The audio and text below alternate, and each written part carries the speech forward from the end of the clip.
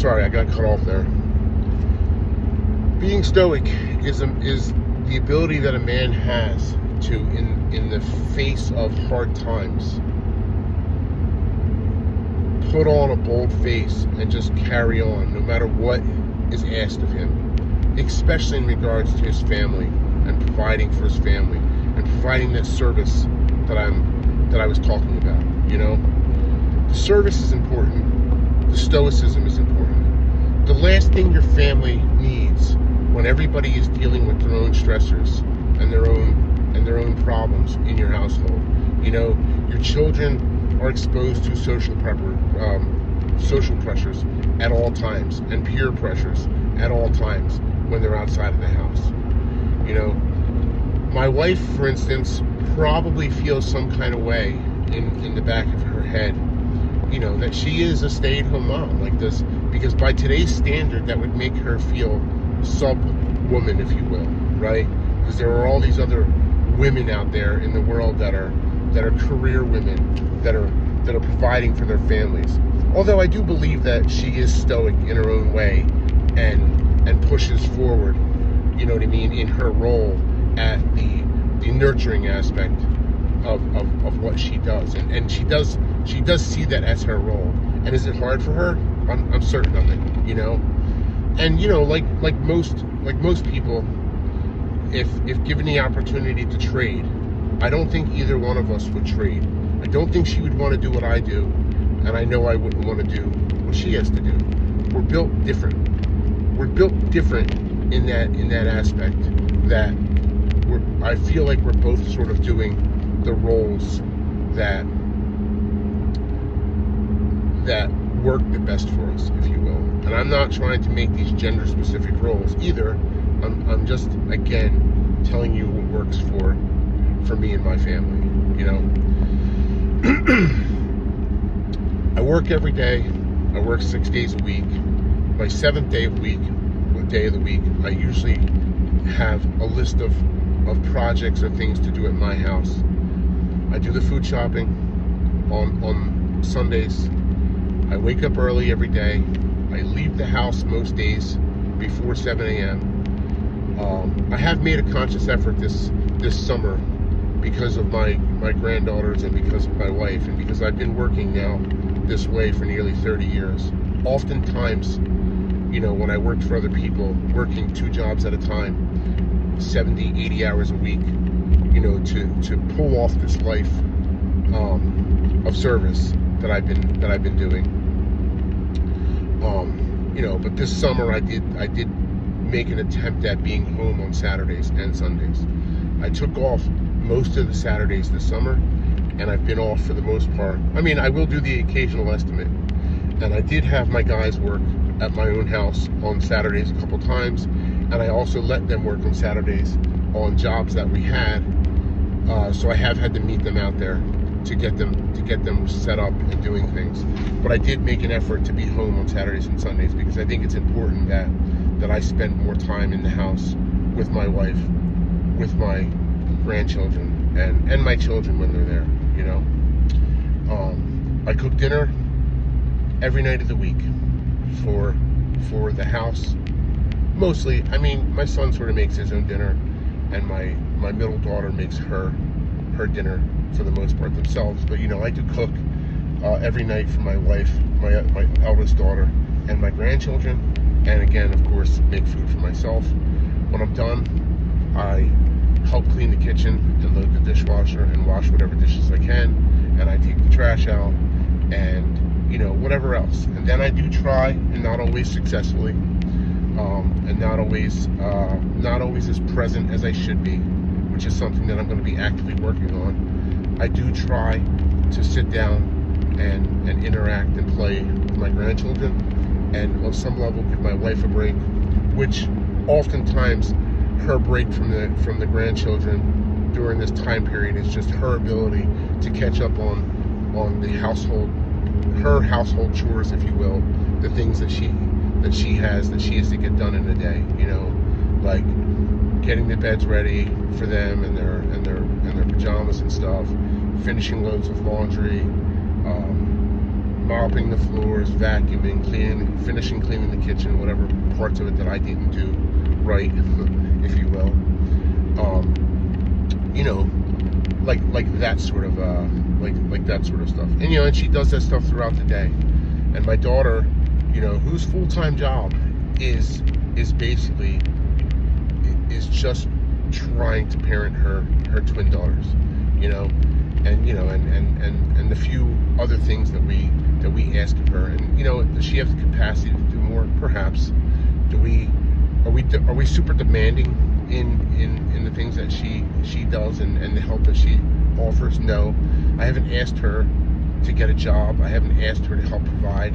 I haven't asked her, like, you know, like we provide financially whatever is needed through early education and social and sports activities for the girls, and you know, down to buying the diapers and wipes and the formula and all the things. And I'm too proud, and I've been too proud to allow her to go on assistance. I know that assistance was available, and she could have capitalized, you know what I mean, and saved us a shit ton of resources with assistance when the babies were young, and even probably to this day, she would have qualified. She easily, as she has no income, would have qualified for you know, those EBT cards and WIC and all those other things, and been able to, you know, got money financially from the state or the government or whatever to buy diapers and whatnot. But I'm not about that life. I'm not about that life, mostly because I grew up that way, and I understand the process and the game, and how they make you a hostage in that situation, and they don't allow you to they don't allow you to flourish and thrive slowly. It's like an all or nothing situation. You like one day you're on assistance, and the next day you better have gotten a really high-paying job or met somebody who's willing to support you financially, because there is no middle ground with them. They just cut you off, and you know, it's not like you can build. And I've lived that firsthand experience, and I would not allow that to happen. So whatever it is, my role has to be, and no matter how hard I have to work and what I have to do, and even if I had to get a second job today to provide for my family, without question, that's what I would be. That's my stoicism. And I don't know that, you know, by definition, even this video makes me super stoic, because I guess you could consider this a little bit like whining, but I'm not whining.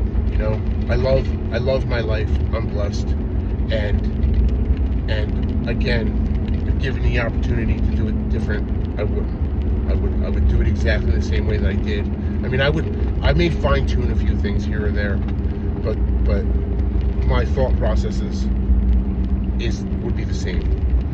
The last thing, being a man, after your service and after your stoicism, that I think is necessary for men, especially in this time period, especially with how crazy life can be and how hard our roles could potentially be, is solitude. Solitude is maybe the most precious gift that you can give yourself. If you are constantly in a state of chaos and your brain is constantly being pushed and overstimulated at a maximum level, eventually your brain is going to burn out, and you're going to find fault, and the faults are going to be very superficial, and it's going to be the people around you in your environment, and they will be the people that you lash out at, because they're the closest to you, and you'll make this about them. You'll act as a narcissist, and you'll gaslight, and you'll blame everybody else for why this is. When in reality, a little solitude will do you well. A little time to self-reflect in the quiet, and where you can hear your own thoughts, and you can work out your problems or your challenges without outside distractions is probably the most important thing. It's when I do my best thought. It's when I do my best problem solving. For me, those times are the readily available times for me to have my solitude, for the most part, because my days are super chaotic. But number one, first and foremost, is now. I'm driving. My job requires a shit ton of management on my side to manage my company and manage the multiple jobs that we have going, and I have a fair amount of what you would consider downtime between jobs. I drive maybe 30 or 40 miles a day, depending on how many jobs I have going, within an 18-mile radius of my house, for the most part. You know, unless I'm doing a job further away, like today I'm driving out to my sister's house, and that's about an hour away. So I'm recording a video because this is my time to reflect. This is my time for solitude. This is the time when I usually do my best thinking and problem solving and planning for how things are going to go. And I benefit greatly from this solitude. The other times that I have is I've become, in recent years, an early riser. Not every day, but I typically wake up at 4:30 in the morning. And usually I occasionally will fall back asleep, but generally speaking, from 4:30 to 5:30 is a time of reflection for me. There's where my day begins, and I gather my thoughts about what we're going to be doing, where we're going to be going, how the jobs are going to go, and the planning necessary to operate a business. And that carries on to 5:30. I get up, shower, get dressed, go downstairs, make my triple espresso, and sit at my table on my iPad and work out my actual scheduled plan for the day, or refine my scheduled plan for the day. And it's in a constant state of refining. I refine it several times a day and all week long, because it's always in flux. But it's the way that it works for me. But these precious hours are my time for reflection, and they also double as my time for prayer. And that's another important thing, especially in the solitude, is life can spin out of control easily during the day. Things can happen when you've got two toddlers running around the house screaming, and you're in the middle of cooking 3 different meals for your family, and you got chickens and roosters out back that your daughter's trying to feed. You got dogs that are begging at the table because they want to be fed. Your wife is in between trying to keep the kids watched and occupied. She's trying to accomplish some of her duties. Your daughter's room to room, trying to play with the babies as they are as they're playing, and they oftentimes don't want to play in the same room, so they split up, and one runs here and one runs there, and sometimes one will run outside, and sometimes one tries to run out in the backyard, and it's chaos. Try praying in that time period and see how far you get. That is just certainly not the time for it. So yeah, anyway, I'm nearing my destination. I just kind of wanted to lay out, a little bit of me, my day, who I am as a man, and some of the values that I hold near and dear, that help me move forward each day in my life. I hope you enjoy. If you want to comment, by all means. And if this can help somebody or help anybody plan or whatever, or maybe it's just bullshit and you'll just click off. I get it. I don't care. I'm just happy to be able to put it out in the world. So, thanks for your time. God bless. Have a great day.